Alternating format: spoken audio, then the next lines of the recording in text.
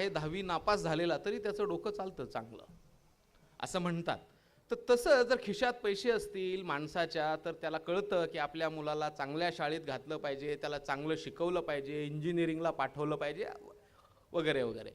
तर हे जे मूळ कारण आहे दारिद्र्याचं तर ते द्रव्य नसणं हे त्याचं मूळ कारण आहे. आणि या विरुद्धचा डॉक्टर बाबासाहेब आंबेडकरांचा एक मोठा लढा या देशामध्ये राहिलेला आहे, तो आर्थिक उत्थानाचा. जसं सामाजिक उत्थान झालं पाहिजे यासाठी खूप चर्चा होते आणि ती बरोबर आहे. सोशल, एज्युकेशनल, पॉलिटिकल ह्या सगळ्या विषयामध्ये आपल्या सगळ्यांना माहिती आहे. परंतु 1942ला ते कायदा कामगार मंत्री होते भारत सरकारच्या गव्हर्नर काउन्सिलमध्ये, तेव्हा त्यांनी केलेली कामं असतील, तेव्हा ते इरिगेशन मिनिस्टर होते, ऊर्जा मंत्री होते, अशा त्याच्यातून अनेक त्यांनी जे विचार मांडलेले आहेत आणि त्यांनी जे काम केलेलं आहे हे आपल्या सगळ्यांना माहिती असेल. परंतु त्यांचं जे शेवटचं भाषण आहे घटना प्रदान करतानाचं, ते घटना प्रदान करताना डॉक्टर बाबासाहेब आंबेडकर म्हणतात की या राज्यघटनेमुळे सामाजिक लोकशाही निर्माण होईल, परंतु या राज्यघटनेमुळे जर आर्थिक लोकशाही निर्माण जर नाही झाली तर माझे लोक मला दोष देतील. खरं म्हणजे ते याहीपेक्षा जहाल शब्द त्यांनी वापरले आहेत. परंतु आर्थिक समानता ही अतिशय महत्त्वाची आहे जी डॉक्टर बाबासाहेब आंबेडकरांनी त्यांच्या विचारामध्ये व्यक्त केली. दुसरा, डॉक्टर बाबासाहेब आंबेडकरांनी या देशातल्या इंडस्ट्रियलायझेशनला कधीही विरोध केलेला नाही आहे. कारण त्यांनी असं म्हटलेलं आहे की जो गरीब माणूस आहे त्या गरीब माणसाला त्याच्याकडे शेत नाही किंवा काहीच नाही, त्याला रोजगार कुठे मिळू शकतो तर तो इंडस्ट्रीमध्ये मिळू शकतो. आणि म्हणून डॉक्टर बाबासाहेब आंबेडकरांनी एक मोठा दुसरा आर्थिक विचार या देशातल्या दलित समाजाला दिलेला आहे आणि तो फार मोठा विचार आहे असं माझ्यासारख्या अभ्यासकाला आणि एका कार्यकर्त्याला वाटतं. तो म्हणजे गावाकडून शहराकडे चला. याच्या अगदी विरुद्ध गांधीजींचं म्हणणं होतं शहरातून खेड्याकडे चला. त्यांचं जे म्हणणं होतं त्यांचं एक लॉजिक आहे. परंतु डॉक्टर बाबासाहेब आंबेडकरांचं जे म्हणणं होतं कारण खेड्यातून शहराकडे चला. कारण आपल्याकडची जी खेडी आहे त्या खेड्यामध्ये एक दलित समाजाचा मनुष्य हा यशस्वी होऊ शकत नाही. कारण त्याला ओळखणारी सगळी असतात. मिलिंद कांबळे अमुक एक या ह्यांचा हा मिलिंद कांबळे आहे, या जातीचा आहे, ह्या जातीने ओळखला ती इतकी घट्ट चिटकलेली असते. परंतु शहरामध्ये आल्यानंतर तुम्हाला कोणी ओळखणारं नसतं. त्यामुळे ती एक जी आयडेंटिटी आहे जात नावाची ती थोडीशी कमी होते, कमकुवत होते. आणि म्हणून शहराकडे चला. कारण तिथे इंडस्ट्री आहे, उद्योग आहे, तिथे रोजगाराच्या संधी आहेत आणि तिथे तुमच्या विकासाचा जो मार्ग आहे हा प्रशस्त होऊ शकतो. हा अतिशय महत्त्वाचा विचार मला डॉक्टर बाबासाहेब आंबेडकरांचा वाटतो. आणि याच पर्स्पेक्टिव्हमध्ये जर आत्ता विचार केला, जे आज आम्ही हा जो चेंबर आहे आणि या चेंबरच्या माध्यमातून जो विचार मांडतो तो म्हणजे आज या देशामध्ये जो दलित समाजाचा जो विकास होतो आहे, जो झालेला आहे, त्याला बाबासाहेबांनी सांगितलेलं एक सगळ्यात महत्त्वाचं कारण म्हणजे शहराकडे चला हा एक भाग. दुसरं 3 गोष्टी त्याला कारणीभूत आहेत आज. 3M. फर्स्ट M जे आहे ते मायग्रेशन, जे बाबासाहेब आंबेडकरांनी सांगितलं. दुसरा M जे आहे ते मार्केट आणि तिसरा M जो आहे तो मनी. त्यामुळे आजचं जे मार्केट आहे त्या मार्केटचा इतका मोठा फोर्स आहे, ते मार्केट या देशातली जाती व्यवस्था खिळखिळी करेल. परवाचाच किस्सा सांगतो मी. एक 15 दिवसापूर्वी वेस्ट बेंगॉल गव्हर्नमेंटचं एक इंडस्ट्री समिट होतं, इन्व्हेस्टमेंट समिट. जसं आता आपल्याकडे 13 ते 18 महाराष्ट्र सरकार आणि भारत सरकारच्या वतीने मेक इन इंडियाचं वीक होतोय, आठवडा. BKC मध्ये. तर तसंच प्रत्येक राज्य करताय, त्याच्यातला मी गेस्ट होतो, मी गेलो होतो. माझ्यासोबत एक माझे मित्र चंद्रभान प्रसाद, एक स्वतंत्र विचारवंत आहेत, तेही माझ्यासोबत होते. आणि आम्ही कलकत्त्यामध्ये जो पार्क स्ट्रीट रोड आहे तिथल्या एका हॉटेलमध्ये थांबलो होतो. चंद्रभान प्रसाद हे विशेषतः माझे मित्र थोड्या डाव्या विचारसरणीमध्ये वाढलेले आहेत, JNU मधले शिकलेले आहेत, जवाहरलाल नेहरू युनिव्हर्सिटी. आपल्या सगळ्यांना माहिती आहे ना. माझे जर तुम्ही काही इंटरव्ह्यूज बघितले असतील तर त्याच्यामध्ये खुलेपणाने मी बोललेलो आहे की जवाहरलाल नेहरू युनिव्हर्सिटी म्हणजे इट्स अ दलाल स्ट्रीट ऑफ पॉवर्टी, जिथे पॉवर्टी विकण्याची दुकानं चालवली जातात छोटी छोटी. हां, तर तिथे त्यांचं शिक्षण झालेलं आहे. तर तेही माझ्यासोबत होते कलकत्त्यामध्ये. आणि आम्ही कलकत्त्यामध्ये मग एक फेरफटका मारला, राऊंड मारला आणि ते बघितलं तर it is turn Calcutta as a mini London. मी म्हटलं हे कसं काय झालं. चंद्रभानजींना मी विचारत होतो, कारण या ठिकाणी इंडस्ट्री असेल किंवा विकास या सगळ्या गोष्टीला विरोध करणारी एक विचारधारा इथे राहिली. 35 वर्षे ज्यांनी राज्य केलं त्याचा एक मोठा पगडा कलकत्ता आणि वेस्ट बेंगॉलवरती आहे. ज्या ठिकाणची मॅन्युफॅक्चरिंग इंडस्ट्रीबद्दल आम्ही जे बोलत असतो की कलकत्त्यामध्ये जी इंडस्ट्री आहे ती काय मॅन्युफॅक्चर करते, त्यांचा काय उद्योग आहे, तर रेड फ्लॅग मॅन्युफॅक्चरिंग इंडस्ट्री ही जी कलकत्त्यामध्ये निर्माण झाली, तर त्या कलकत्त्याला म्हणजे इतकं बदललं, ते बदललं मार्केटने. जेव्हा आम्ही चर्चा करत होतो इतका बदल, इतका फोर्स आजच्या या मार्केटचा आहे आणि त्यातून हे सगळं बदलत आहे. त्यामुळे हे जे 3 M मी जे सांगितले ते दलित समाजाच्या विकासाला पुढे घेऊन जाणारे आहेत आणि हे आपणाला मान्य करावं लागेल. याच्यावरती आम्ही अनेक संशोधनं, रिसर्च पेपर आमच्या ज्या रिसर्च टीमनी केलेले आहेत. तर हा एक जो महत्त्वाचा मुद्दा आहे, डॉक्टर बाबासाहेब आंबेडकर. महाराष्ट्रामध्ये मित्रांनो, राजकीय पक्ष असतील किंवा सामाजिक संस्था संघटना असतील, फुले शाहू आंबेडकरांचं नाव घेतल्याशिवाय त्यांचं कोणाचंही भाषण पूर्ण होत नाही, कारण त्यांचं सामाजिक योगदान हे मोठं आहे.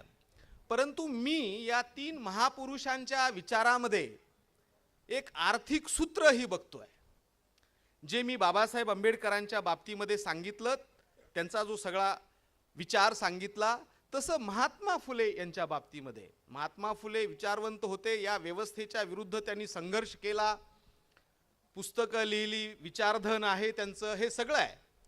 परंतु त्यांची एक ओळ आहे, विद्येविना मती गेली, मती विना गती गेली, पुढे काय, गती विना वित्त गेले, वित्त विना शूद्र खचले, इतके अनर्थ एका अविद्येने केले. तर याच्यामध्ये वित्त विना शूद्र खचले हा माझ्यासाठी अतिशय महत्त्वाचा मुद्दा आहे. स्वतः महात्मा फुले कॉन्ट्रॅक्टर होते, ही वॉज यशस्वी उद्योजक होते. का ही बाजू पुढे आली नाही मला तेच कळत नाही. मला वाटतं पतंगे साहेब आपण विद्वान आहात, पांडव सर, ही बाजू येऊ द्या ना पुढे. महात्मा फुले हे काही भांडवलदाराच्या विरुद्ध, व्यवस्थेच्या विरुद्ध लढणारे होते, पण तसे ते स्वतः एक मोठे उद्योजकही होते. त्याची प्रेरणा मिळेल ना नव्या पिढीला, सगळ्या युवकांना, कारण तेही एक यशस्वी उद्योजक होते. त्यांनी पुण्यातला कात्रजचा बोगदा बांधला, अनेक गोष्टी बांधल्या, मंडई बांधल्या त्यांनी, कारण तेही उद्योजक होते. बाबासाहेब आंबेडकर हे सुद्धा उद्योजक होते. भंडारा आणि त्या भागातलं जे धान्य आहे, फूड ग्रेन्स जे आहे, त्याचंही ते ट्रेडिंग करायचे. ते एक यशस्वी वकील होते. ते मुंबईच्या हिंदू कॉलनीमध्ये जे त्यांनी घर बांधलेलं आहे, ते एक चांगले उद्योजक होते. त्यांनी कष्टाने पैसा कमवला, हे पुढे आलं पाहिजे. हिंदू कॉलनीमध्ये त्यांनी घर बांधलंय. आत्ता मी परवा फोटो माझ्या मित्राला दाखवायला गेलो होतो की बघ, हे हिंदू कॉलनीमधलं बाबासाहेब आंबेडकरांचं घर. मी इंजिनियर असल्यामुळे साधारणपणे आम्ही ते बघतो ना, त्याचं इलेव्हेशन अमुक तमुक सगळं. तर त्याचं जे स्ट्रक्चर आहे, त्याचं जे डिझाईन आहे, आणि त्याच काळात बांधलेली दुसरी जुनी घरं जी आहेत त्याचं जे डिझाईन आहे, म्हणजे मॉडर्न विचार जो होता तो बाबासाहेबांच्या मध्ये होता. माझे हैदराबादचे आणि बाकी ठिकाणचे काही मित्र आले होते, त्यांना मी दाखवायला घेऊन गेलो की हुतात्मा चौकामध्ये सिद्धार्थ कॉलेजची बिल्डिंग आहे. म्हणलं ही बिल्डिंग बाबासाहेबांनी विकत घेतली आहे का कोणी डोनेशन दिली आहे का काय केलंय काय हुतात्मा चौकामध्ये. दुसरी तिथेच एक बाजूला एक बिल्डिंग आहे, बौद्ध काय नाव त्याचं दुसरं हां बुद्ध भवन. या सगळ्यात हुतात्मा चौकामध्ये असणाऱ्या या ज्या बिल्डिंग्स आहेत ह्या कशा घेतल्या बाबासाहेबांनी याचाही जरा संशोधकांनी शोध लावला पाहिजे. तर त्यामुळे ते एक अतिशय उत्कृष्ट बाबासाहेब आंबेडकर ही उद्योजक होते, फॉर मॉडर्न विचाराचे होते. त्यांनी याच्यातून कष्टाच्या पैशातनं त्यांनी हे सगळं उभं केलेलं आहे. ही बाजू पुढे आली पाहिजे. जसं महात्मा फुले जे म्हणणं आहे की वित्त विना शूद्र खचले, ही गोष्ट तरुणांनी ध्यानात ठेवली पाहिजे. वित्त याच्यामधला फार महत्वाचा आहे. दुसरं शाहू महाराजांचं आपण नाव घेतो, छत्रपती शाहू महाराज. या बाबतीत मी खूपदा बोललेलो आहे. या देशामध्ये जितके राजे रजवाडे होऊन गेले त्या रजवाड्यांपैकी राजांपैकी मला सगळ्यात जास्त आदर हा छत्रपती शाहू महाराज यांच्याबद्दल आहे. बाकीच्यांना ज्यांच्याबद्दल असेल तो प्रत्येकाचा वैयक्तिक विचार आहे. तर मला मिलिंद कांबळे म्हणून मला शाहू महाराजांच्या बद्दल अतिशय आदर आहे. दोन कारण आहेत. एक, छत्रपती शाहू महाराजांनी बाबासाहेब आंबेडकरांच्या आधी मित्रांनो म्हणजे 1902 साली त्यांच्या संस्थानामध्ये 50% रिझर्वेशन त्यांनी निर्माण केलं शिक्षणामध्ये, नोकऱ्यामध्ये. जो उपेक्षित समाज आहे, जो दलित समाज आहे, त्या समाजाला मेनस्ट्रीमिंगमध्ये आणलं पाहिजे, त्या समाजाचाही विकास झाला पाहिजे. हे एका राजानी 1902 साली केलं. दुसरं, हा एक शिक्षणाच्या बाबतीतला विचार त्यांनी मांडला. दुसरा, आणखी जी दुसरी गोष्ट आहे जी माझ्यासाठी अतिशय महत्त्वाची आहे ती म्हणजे त्यांनी गंगाराम कांबळे नावाच्या माणसाला हॉटेल उघडून दिलं. आणि ते विचारायचे, अरे ते गंगाराम कांबळेचं हॉटेल कसं काय चाललंय. एका दलित एका अस्पृश्य माणसाने त्या काळात हॉटेल उघडणं, जरी राजांनी मदत केली असली तरी जी समाजाची जी व्यवस्था होती, जो मानसिकता होती, त्याच्यातून लोक त्याच्या हॉटेलमध्ये चहा प्यायला जायचे नाहीत. जेव्हा हे राजाला कळलं की लोक त्याच्या हॉटेलमध्ये चहा पिण्यासाठी जात नाहीत, तेव्हा शाहू महाराज स्वतः आपल्या मित्रांना घेऊन त्याच्या हॉटेलमध्ये चहा प्यायला जायचे. म्हणजे हे एक उद्योजकतेला शाहू महाराजांनी प्रोत्साहन दिलेलं आहे. तुम्हाला दुसरं आणखी एक शाहू महाराजांच्या बद्दलचं उदाहरण सांगतो. तुम्हाला कर्नाटक तिथे जवळ आहे, अथनी हा एक भाग आहे जिथे देशातली सगळ्यात मोठी टॅनिंग इंडस्ट्री आहे. टॅनिंग इंडस्ट्री म्हणजे काय? टॅनिंग इंडस्ट्री म्हणजे कातडी कमवण्याचा व्यवसाय. जे रॉ लेदर जे असतं ते बनवण्याचं तिथे काम होतं. आणि कोल्हापूर आणि त्याच्या आसपास त्याचं वस्तू बनवणं, चामड्याच्या वस्तू बनवणंचं काम तिथे होतं. तर तिथली लोक अतिशय सुंदर अशा चपला बनवायचे. हे महाराजांच्या लक्षात आलं. म्हणजे विशेषतः चर्मकार समाजाचे जे बांधव आहेत त्या भागात राहणारे एक कला जी आहेत, अतिशय सुंदर ते चपला बनवायचे शाहू त्या भागातली लोक. हे महाराजांच्या लक्षात आलं आणि महाराजांनी ठरवलं की जी लोक राजा म्हणून भेटायला येणारी जी आहेत, तेव्हा राजा काहीतरी एक भेट देत असतो, त्याला राजभेट अशी म्हटली जाते. तर तसं शाहू महाराजांनी जे येणारे जे पाहुणे आहेत त्या पाहुण्यांना राजभेट म्हणून तिथल्या चर्मकार समाज बांधवांनी बनवलेल्या चपला ही भेट द्यायला सुरुवात केली. आणि मग त्याचं, अरे महाराजांची भेट आहे, कोल्हापूरची चप्पल आहे, महाराजांनी दिलेली आहे. तर त्यातून तो कोल्हापुरी चप्पल नावाचा एक मोठा ब्रँड या देशामध्ये निर्माण झाला. ह्या छोट्या छोट्या गोष्टी ज्या तुम्ही कधीच ऐकू शकत नाही, एक वेगळा भाग विचार या सगळ्या महापुरुषांचा आपण ऐकता, त्याच्यातला एक वेगळा अँगल ही मी आपल्यासाठी सांगतोय. कारण आपण तरुण आहात, तुम्हाला पुढचं फ्युचर आहे, सरकार काही नोकऱ्या देऊ शकणार नाही कुठलंही. त्यामुळे तर आपण हा विचार लक्षात घेण्याची गरज आहे आणि यातून आपण शिकण्याची गरज आहे. आम्ही नेहमी म्हणतो की डॉक्टर बाबासाहेब आंबेडकर या देशामध्ये जे मोठे झाले ते त्यांच्या विद्वत्तेच्या आधारावरती त्यांनी या देशामध्ये एक स्थान निर्माण केलं. त्यांनी घटना निर्माण केली, डॉक्टर बाबासाहेब आंबेडकर हे काही रिझर्वेशनचं प्रॉडक्ट नव्हतं. डॉक्टर बाबासाहेब आंबेडकरांनी इतरांसाठी रिझर्वेशन आपल्या सगळ्यांसाठी निर्माण केलं. त्यामुळे आपण बाबासाहेब आंबेडकरांचे अनुयायी आहोत. आम्ही नोकऱ्या मागणारे नाही तर नोकऱ्या देणारे निर्माण झालं पाहिजे, हे या देशातल्या दलित तरुणांनी आपल्या मनाशी हृदयाशी कोरलं पाहिजे असं मला वाटतं. कारण पुढचा काळ हा अतिशय वेगळा काळ आहे, संघर्षाचा काळ आहे. संघर्षाचा काळ म्हणजे आर्थिक उलथापालथीचा काळ आहे. या बाबतीमध्ये दुर्दैवाने भारतातला जो इंटेलिजन्सिया आहे हे फ्युचरच्या संदर्भामध्ये अजिबात आपणाला मार्गदर्शन करत नाही. मी नेहमी म्हणतो की या देशातला जो दलित तरुण आहे त्याचा जो विचार आहे, त्याला फ्युचरमध्ये कसं पुढे जायचं आहे, पुढच्या संकटाशी कसा सामना करायचा आहे, यासाठी मार्गदर्शनच होत नाही. कारण आपला दलित इंटेलिजन्सिया अजूनही 1950 मध्येच वावरतोय. 1950 मी 2-4 कॉन्फरन्सेसमध्ये होतो, मोठे विद्वान मंडळी होती, त्यांच्यासोबत कॉन्फरन्समध्ये होतो. माझ्याकडचाही विषय होता, मी बोललो. ते 1932 पासून 20 पासून सुरुवात होऊन बस 1935 पर्यंत ते येऊ शकले, कारण सगळ्यांना वेळेची मर्यादा होती. बस याच्या पुढे गाडी सरकत नाही. 1950. अरे आज आपण 2016 मध्ये आहोत. खुल्या आर्थिक व्यवस्थेमध्ये आपण जगतोय. हा जो तरुण आहे, या तरुणाचं विश्व खूप वेगळं आहे. या ठिकाणी बसलेले किती लोक फेसबुक यूज करणारे आहेत, विशेषतः तरुण मंडळी? ओके. व्हॉट्सअप यूज करणारे? ओके, चला, माझ्या लक्षात आलं. त्यामुळे ही जी पिढी आहे, पुढची पिढी ही इतकी वेगळी आहे. तुमचं विश्व इतकं वेगळं आहे. कारण ही पिढी सर व्हॉट्सअपवाली आहे, फेसबुकवाली आहे, ट्विटरवाली ही सगळी पिढी आहे. अतिशय प्रॅग्मॅटिक विचार करणारी, प्रोग्रेसिव्ह विचार करणारी ही पिढी आहे.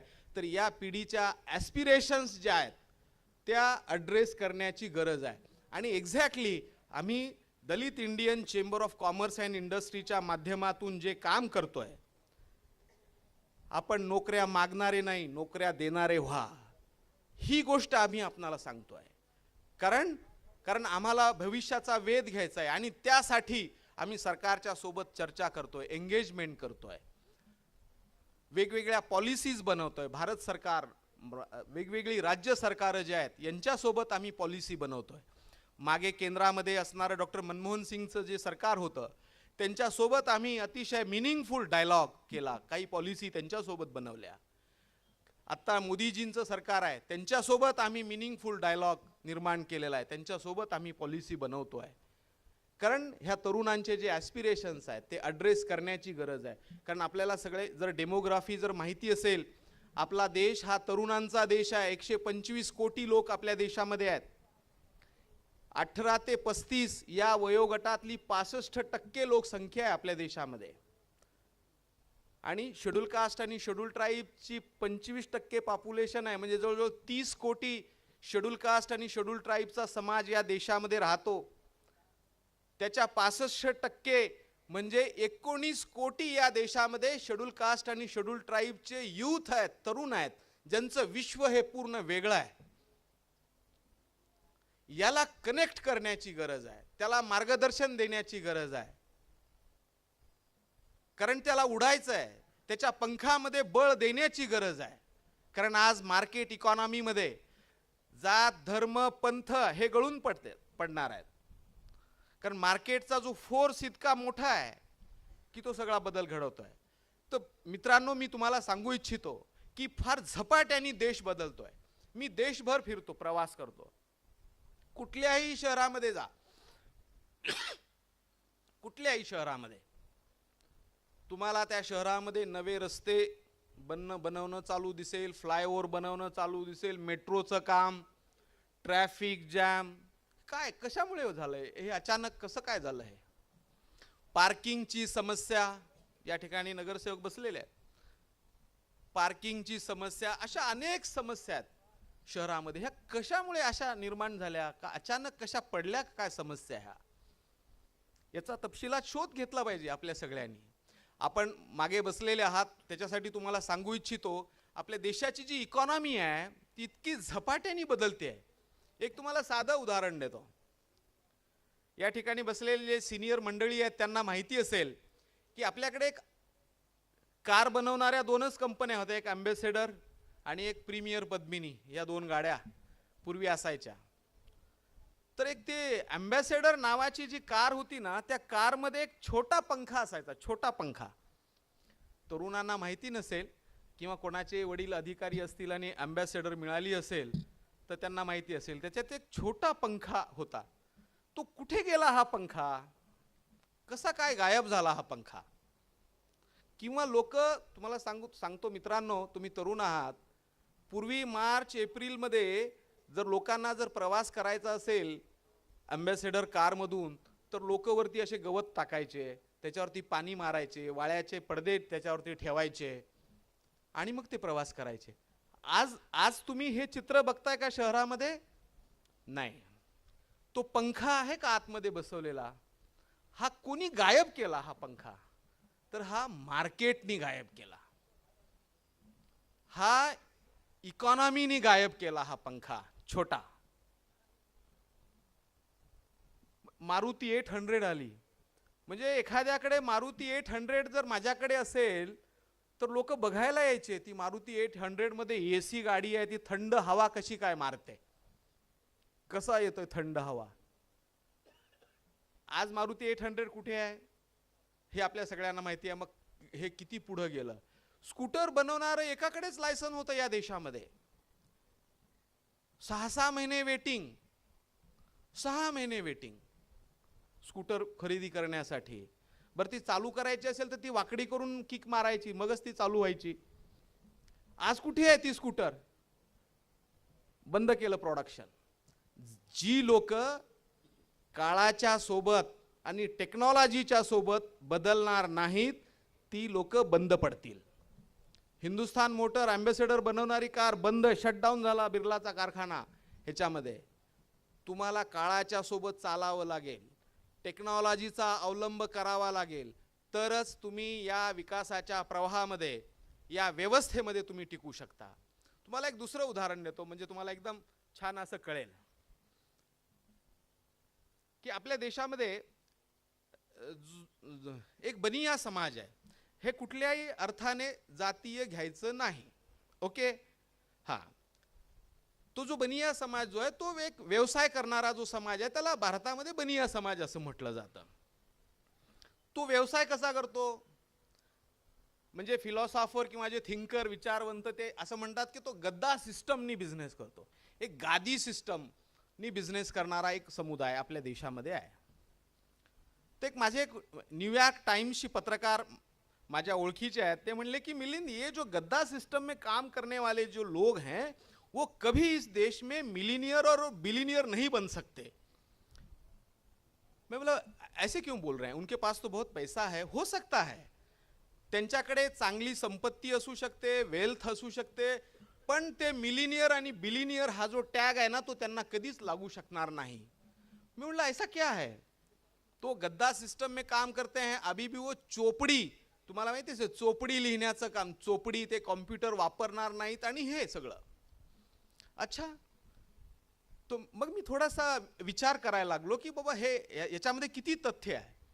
तर माझ्या लक्षात असं आलं की याच्यामध्ये तथ्य आहे. तुम्हाला आता ई कॉमर्सच्या कंपन्या सगळ्या माहिती आहेत. सगळे तरुण, माझी मुलगी ई कॉमर्स म्हणजे त्या सगळ्या वेबसाईटवरूनच खरेदी करते, आपणही बऱ्याचदा खरेदी करत असाल. ह्या ई कॉमर्स, स्नॅपडील, फ्लिपकार्ट, ओला कार सध्या फार फेमस आहे. ओयो रूम्स, हॉटेल बुक करायचं असेल, पेटीएम, हे जे सगळे ई कॉमर्सचे सगळे आपल्याला माहिती असतील. कोण आहेत ही पोरं सगळी? ही सगळी पोरं जी आहेत, बेहल, अग्रवाल, वर्मा, ही सगळी मंडळी आहेत. ही कोण आहेत? मी थोडंसं आपली माइंड अप्लाय करायला लागलो की अरे ही तर हे बनिया मंडळींचीच मुलं आहेत. अच्छा, पण ती तर मिलिनियर आणि बिलिनियर झालेली आहेत अगदी कालावधीमध्ये. किती व्हॅल्युएशन आहे? गुगल करा फ्लिपकार्टचं, स्नॅपडीलचं. काय त्या कंपनीचं वय आहे ते बघा, 40 वर्ष वडील त्याचा ग्रोसरी शॉप चालवतोय. काय करतोय तर किराणा मालाचं दुकान चालवतोय वडील, किंवा कपड्याचं दुकान चालवतोय गद्दा सिस्टमवरती बसून. परंतु त्यांचाच मुलगा टेक्नॉलॉजीचा वापर त्याने केला, IT चा वापर केला, डिजिटल इंडियाचा त्याने वापर केला आणि तो बिलिनियर आणि मिलिनियर झाला. हा फरक आहे टेक्नॉलॉजीचा. त्यामुळे पुढचं भविष्य हे डिजिटल इंडियाचं भविष्य आहे. त्या डिजिटल इंडियामध्ये प्रचंड संधी आहेत तरुणांनो. तुम्हाला एक किस्सा सांगतो. पुण्यामध्ये नाही, एक झालेला किस्सा, की एक माझे मित्र ऑफिसला जायला निघाले. मर्सिडीज गाडी त्यांच्याकडे, ते गाडी घेऊन निघाले आणि ऑफिसला जाण्यापूर्वी गाडी त्यांची पंक्चर झाली. मग काय केलं त्यांनी, गाडी सोडली, ऑफिसला पोचले आणि त्यांनी सर्च केलं की पंक्चर बनवणारी पुण्यामध्ये किती जण आहेत गुगलवरती. तर पुण्यामध्ये पंक्चर बनवणाऱ्याची 200 नावं आली. अरे, आम्ही पंक्चर सर्व्हिस प्रोव्हाइड करतो. ओके, मग पुणे स्टेशनच्या आसपास पंक्चर बनवणारी किती आहेत हे सर्च केलं त्यांनी गुगलवरती. अच्छा, 15 जण सापडली स्टेशनच्या आसपास. मग काय झालं, मग त्यांनी त्यांच्या त्या पत्ते बघितले, त्यांची गाडी जिथे होती तिथून जवळ कोण आहे त्याला फोन केला.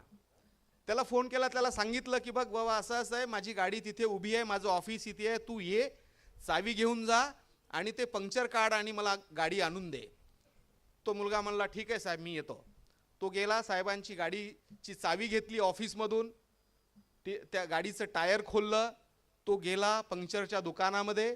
पंक्चरच्या दुकानात जाऊन त्याने ते जे पंक्चर होत आहे त्याची छोटीशी फिल्म काढली अशी.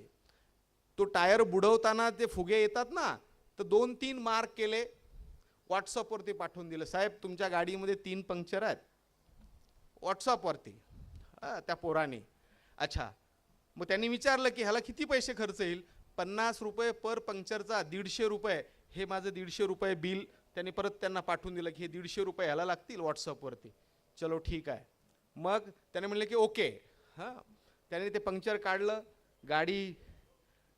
गाडीला बसवलं, साहेबांच्या ऑफिसमध्ये गाडी आणून सोडली. त्या पोरांनी सांगितलं की साहेब, तुमची गाडी आणून ठेवली आहे, वॉचमनकडे किल्ली दिलेली आहे, तुम्ही मला माझं पेमेंट करून टाका, माझ्या पेटीएमवरती पेमेंट करा. साहेबांनी पेटीएमवरती पेमेंट केलं. ही दुनिया पुढची असणार आहे मित्रांनो. ही डिजिटल इंडिया पुढची असणार आहे आणि ही क्रांती या देशामध्ये होणार आहे. मी डिजिटल इंडियाच्या सोबत खूप जवळून काम करतो, मिस्टर रविशंकर प्रसाद यांच्यासोबत. त्याच्यावरती आम्ही अनेक MOU केलेले आहेत. प्रत्येक 6 लाख विलेजेस या देशातले जे आहेत ते ऑप्टिकल फायबरनी जोडली जाणार आहेत. प्रत्येक विलेजला कनेक्टिव्हिटी मिळणार आहे. सगळं रेकॉर्ड जे आहे ग्रामपंचायतीचं हे डिजिटल होणार आहे. 10 विलेजेसचं मिळून एक क्लस्टर तयार होणार आहे. प्रत्येक गावामध्ये एक CSC सेंटर तयार होणार आहे. त्याच्यामध्ये अनेक ठिकाणी रुरल BPO तयार होत आहेत. तर या ज्या प्रचंड संधी ह्या आहेत, ह्या नव्या व्यवस्थेमध्ये निर्माण होणार आहेत. या संधीच आपण शोधल्या पाहिजेत मला असं वाटतं. आता गुगलमुळे तर तुमचं जग तुमच्या पायाशी आलेलं आहे. त्यामुळे एका फटक्यात तुम्हाला जगाची माहिती मिळू शकते. तर तुम्ही व्हिजिलंट राहिलं पाहिजे. तुम्हाला कोणी आणून देणार नाही. आत्ता संधी तुम्हाला शोधावं लागेल, तुम्हाला जावं लागेल. आणि डॉक्टर बाबासाहेब आंबेडकर, महात्मा फुले आणि शाहू महाराज या सगळ्या मंडळींनी जे आपलं काम केलेलं आहे, तो विचार या समाजाचं उत्थान झालं पाहिजे. यासाठी मला पुढे आलं पाहिजे. मी जर नाही केलं तर कोणी मला हे करणार नाही. भगवान बुद्धाची फिलॉसॉफी आहे. काय आहे फिलॉसॉफी? कोर फिलॉसॉफी, ज्याला टीचिंग्स म्हणतो, ज्याला प्रीचिंग्स म्हणतो आपण, ते काय शिकवलंय? तर भगवान बुद्धाची जी फिलॉसॉफी आहे, मिडल पाथ, मध्यम मार्ग. किती जण फॉलो करतो मध्यम मार्ग आपण? तो प्रश्न अनुत्तरित सोडूयात, कारण आपण मध्यम मार्ग न स्वीकारता एकदम एक्स्ट्रीमिस्ट मार्ग आपण स्वीकारतोय. फार चुकीचं आहे. मध्यम मार्ग भगवान बुद्धांनी सांगितलेला आहे, ते आपण शिकलं पाहिजे. दुसरी कोर फिलॉसॉफी भगवान बुद्धाची जी आहे ती अत दीप भव. याचा अर्थ काय आहे? अत दीप भव म्हणजे बी युअर ओन लाईट.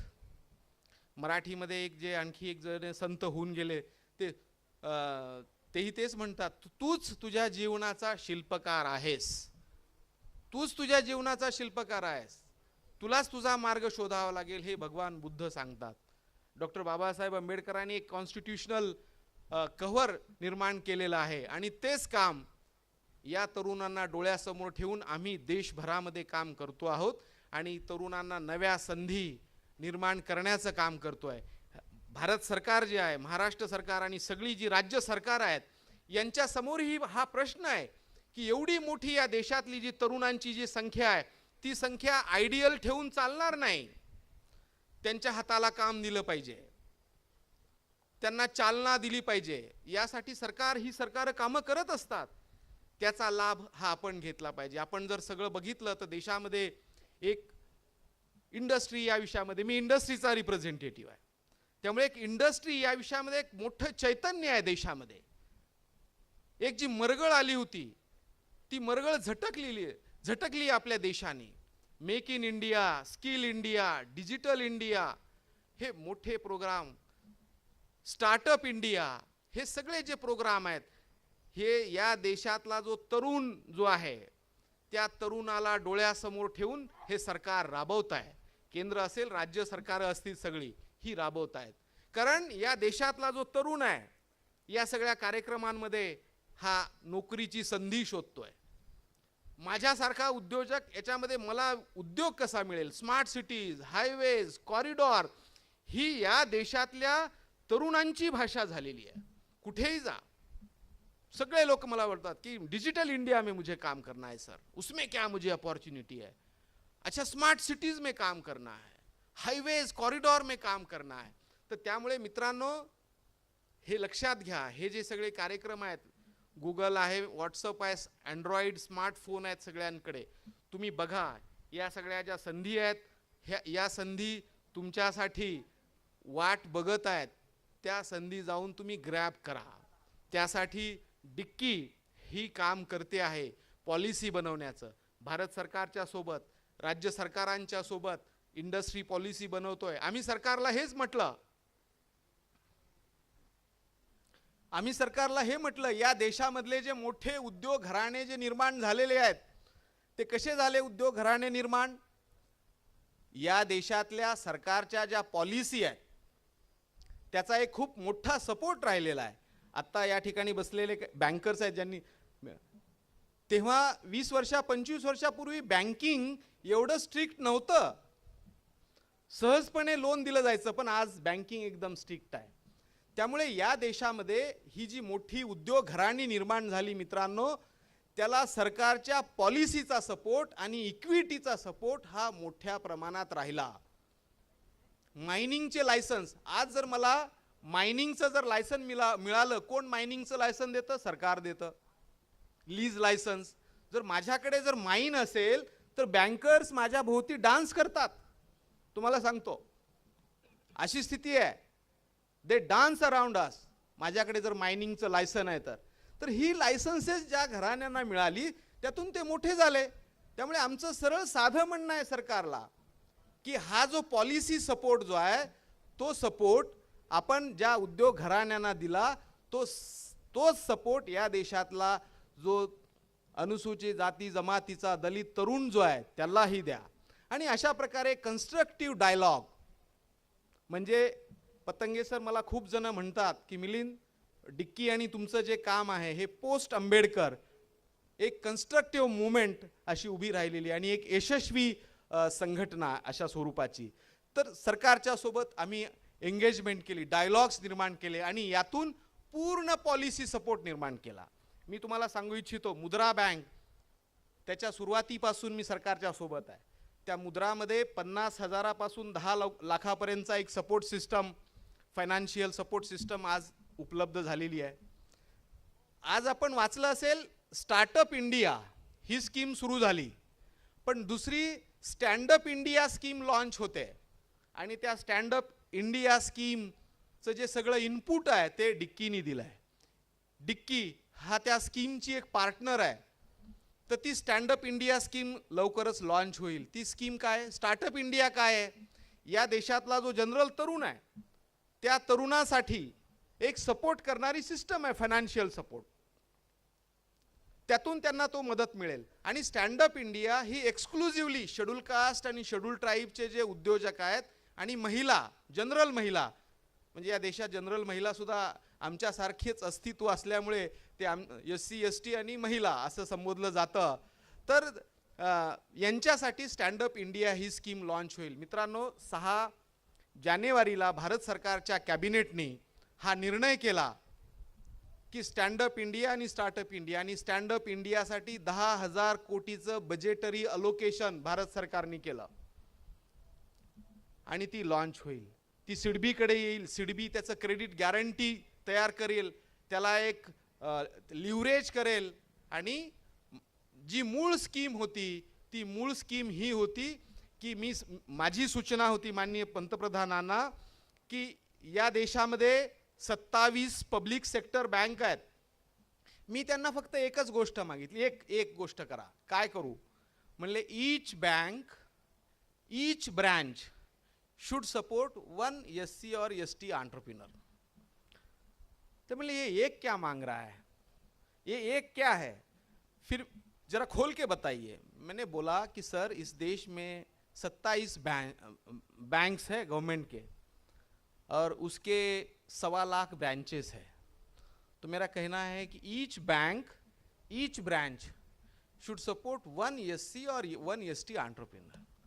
ते माननीय प्रधानमंत्रीजींना ते अतिशय आवडलं आणि त्यांनी 15 ऑगस्टच्या लाल किल्ल्यावरच्या भाषणामध्ये की बाबासाहेब आंबेडकरांचं हे 125वं वर्ष आहे आणि त्या निमित्ताने या देशातल्या 1.25 लाख ब्रँचेसनी एका SC ST आणि एक महिला उद्योजकांना मदत करण्याची गरज आहे.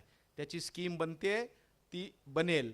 बंधूंनो, महाराष्ट्रामध्ये ह्या ज्या 27 पब्लिक सेक्टर बँका आहेत त्याच्या 10,000 ब्रँचेस आहेत. 10,000.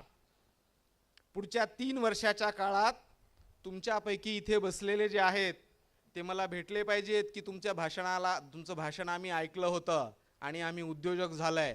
तर महाराष्ट्रातल्या 10,000 ब्रँचेसला टार्गेट आहे. 10,000 उद्योजक पुढच्या 3 वर्षाच्या काळामध्ये या योजनेतून निर्माण होतील. तर मुद्राच्या माध्यमातून 50,000 ते 10 लाखापर्यंतचा सपोर्ट आहे. स्टँड अप इंडिया मध्ये 10 लाखापासून 1 कोटीचा सपोर्ट आहे. दुसरं, क्रेडिट गॅरंटी स्कीम बनवलेली आहे मित्रांनो. सगळ्या पब्लिक सेक्टर गव्हर्नमेंट बँकामध्ये शेड्यूल कास्टच्या मुलांसाठी, तरुणांसाठी, ज्याच्यामध्ये 5 कोटीपर्यंतचा सपोर्ट आहे. It's a growth capital, early stage funding. आपल्या देशामध्ये जो प्रॉब्लेम आहे, जो टिथिंग ट्रबल जो म्हणतात ना, सगळ्या प्रकारच्या उद्योजकांना early stage funding, startup funding, ती व्यवस्था झालेली आहे मुद्रा आणि स्टँड अप इंडियाच्या माध्यमातून. आणि ग्रोथ कॅपिटल, त्याच्यामध्ये क्रेडिट गॅरंटी स्कीम आणि venture capital fund for schedule caste entrepreneurs. ही सगळी नवी भाषा आहे, तुम्ही जरा लक्षात घ्या. Venture fund, equity, credit guarantee ही समजून घ्या तरुणांनो, कारण ही पुढच्या काळातली भाषा आहे. आणि त्यासाठी तुम्हाला जर उद्या काम करायचं असेल तर तुमच्यासाठी ही व्यवस्था निर्माण केलेली आहे. व्हेंचर कॅपिटल 15 कोटीपर्यंतचा सपोर्ट, म्हणजे 50,000 ते 15 कोटीपर्यंतची शेड्यूल कास्ट आणि शेड्यूल ट्राईबच्या उद्योजकांसाठी एक फायनान्शियल सपोर्ट मेकॅनिझम या देशामध्ये निर्माण झालेलं आहे. काय पाहिजे सांगा. आणि हे काम डिक्कीनी केलेलं आहे. डिक्कीनी पॉलिसी इंटरव्हेन्शन केलेलं आहे. भारत सरकारच्या प्रत्येक युनियन बजेटमध्ये एक नवं बजेट हेड आम्ही ओपन केलाय. प्रत्येक फायनान्स मिनिस्टर प्री बजेट डिस्कशनला आम्हाला बनवतो. या ठिकाणी नगरसेवक बसलेले आहेत. महानगरपालिकेच्या बजेटमध्ये नवं बजेट हेड ओपन करणं किती अवघड असतं हे त्यांना माहिती आहे. परंतु युनियन बजेटमध्ये दरवर्षी एक नवं budget head for schedule caste आणि शेड्यूल ट्राईब एंटरप्रेन्योर्स आपण निर्माण केलेलं आहे. तशाच प्रकारचं मार्केट क्रिएट केलेलं आहे. तर त्यामुळे मित्रांनो, तुमच्या भविष्याचा वेध घेऊन पूर्ण तुम्हाला उद्योगामध्ये यायचं असेल तर मार्केट आहे. भारत सरकारने 4% खरेदी करण्याचा निर्णय घेतलाय. राज्य सरकारचंही अभिनंदन केलं पाहिजे. राज्य सरकारनेही 4% खरेदी करण्याचा निर्णय घेतलाय. सगळ्या मिनिस्ट्री, डिपार्टमेंट, PSUs मध्ये 4% खरेदी होईल. त्यामुळे हक्काचं बाजारपेठ तीही निर्माण केली आहे आणि फायनान्शियल सपोर्ट मेकॅनिझम ही निर्माण केलेला आहे.